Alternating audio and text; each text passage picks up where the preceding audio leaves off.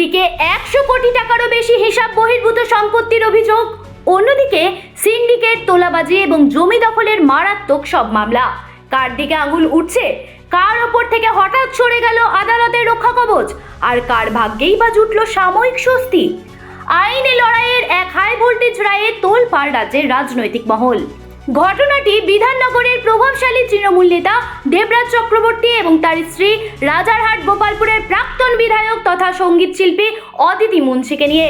বুধবার কলকাতা হাইকোর্টে ছিল এই হাই প্রোফাইল মামলার শুনানি।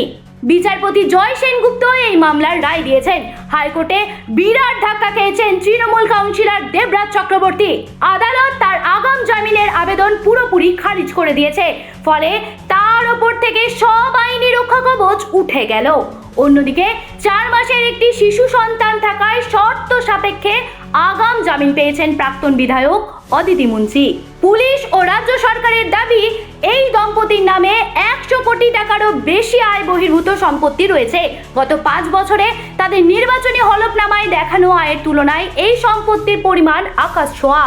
কি রোগ লক্ষণ থাকলে আমরা বুঝবো যে আমাদের বাচ্চার উচ্চ রক্তচাপ রয়েছে? হ্যাঁ, ছোট বাচ্চাদের ক্ষেত্রে এটা বোঝা খুবই সমস্যা। এটা সাধারণত আমরা ডাক্তারবাবুরা যখন বাচ্চাদের বিপি চেক করি রেগুলারলি, তখন আমরা ধরতে পারি। বাট এটা ছাড়া বড় বাচ্চারা বলতে পারে যে তাদের প্রায় মাথা ব্যথা করছে, চোখটা কেমন দপদপ করছে, হয়তো কখনো কখনো চোখের সামনে কালো নেমে এলো বা চোখের সামনেটা লাল বলে মনে হচ্ছে, অকারণে তাদের ওয়েট গেইন হচ্ছে, অনেক বাচ্চাদের প্রচন্ড স্ট্রেস থাকে, ঘামতে শুরু করছে। আরেকটা ব্যাপার বলা হয় যে অন্য বাচ্চারা যেরকম ভাবে সিঁড়ি ভাঙছে বা দৌড়াচ্ছে, সেই বাচ্চাটা হয়তো হাঁপিয়ে উঠলো। অনেক ক্ষেত্রে এই বাচ্চাদের এত বেশি চোখের সমস্যা থাকে যে তারা বিভিন্ন চোখের ডাক্তারের কাছে দেখাচ্ছেন এবং চোখের ডাক্তার বললেন যে চোখের ভিতরে অলরেডি উচ্চ রক্তচাপ রিলেটেড যে সমস্ত চোখের ভিতরে যে চেঞ্জেস বা ক্ষতি হয় সেটা অলরেডি হয়ে গেছে। এই জিনিসগুলোই হচ্ছে বাচ্চাদের উচ্চ রক্তচাপের অন্যতম রোগ লক্ষণ। এটা ছাড়া যেসব বাচ্চারা অত্যাধিক জাঙ্ক ফুড খায় বা অত্যন্ত ওবিস, যে বাচ্চাদের কিডনির অসুখ রয়েছে, যে বাচ্চাদের বারবার টয়লেটের ইনফেকশন রয়েছে,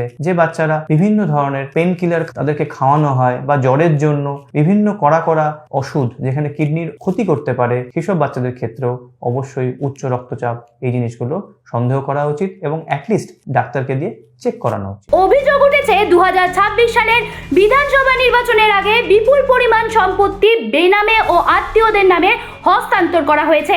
আদালতে বিচারপতির পর্যবেক্ষণ, যেভাবে সেল ডিড এবং ডেভেলপমেন্ট ডিডের মাধ্যমে টাকার অঙ্ক দেখানো হয়েছে তা অত্যন্ত চতুর কাজ এবং উর্বর মস্তিষ্কের পরিকল্পনা। এই মামলা তদন্তে নেমে পুলিশ ইতিমধ্যে বিহারের বেগুসরাই থেকে রাম শর্মা নামে এক ব্যক্তিকে গ্রেপ্তার করেছে। অভিযোগ, দেবরাজ চক্রবর্তীর টাকা এই রাম শর্মার ব্যাংক অ্যাকাউন্টে লেনদেন হতো। আদালত রাম শর্মাকে 7 দিনের পুলিশ হেফাজতের নির্দেশ দিয়েছে। আদালত অদিতি মুন্সিকে জামিন দিলেও একাধিক কড়া শর্ত চাপিয়েছে। তিনি এখন নিজের এলাকা অর্থাৎ বাগুইয়াটি থানা এলাকায় থাকতে পারবেন না। তিনি যেখানে থাকবেন সেই ঠিকানা এবং ফোন নাম্বার তদন্তকারীদের জানাতে হবে। সাক্ষীদের প্রভাবিত করা বা ভয় দেখানো যাবে না। এছাড়া তিনি দেশের বাইরে যেতে পারবেন না এবং নিম্ন আদালতে তার পাসপোর্ট জমা রাখতে হবে। অর্থাৎ সব মিলিয়ে আদালত স্পষ্ট করে দিয়েছে অদিতি ও দেবরাজ উভয়কেই তদন্তের সম্পূর্ণ সহযোগিতা করতে হবে। ভোট পরবর্তী হিংসা থেকে শুরু করে তোলাবাজি ও কোটি কোটি টাকার আর্থিক দুর্নীতি, এই সব কিছুর জাল কতদূর বিস্তৃত?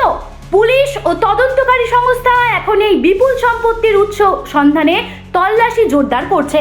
আগামী দিনে দেবরাজ চক্রবর্তীর আইনি ভবিষ্যৎ কোন দিকে ঘুরে, এখন সেটাই দেখার বিষয়। জ্যোতি সরকারের রিপোর্ট, হেডলাইন্স কলকাতা।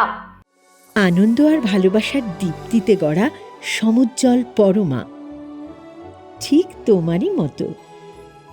শ্যাম সুন্দর কোম্পানি জুয়েলার্স, আগরতলা, উদয়পুর, ধর্মনগর, কলকাতা।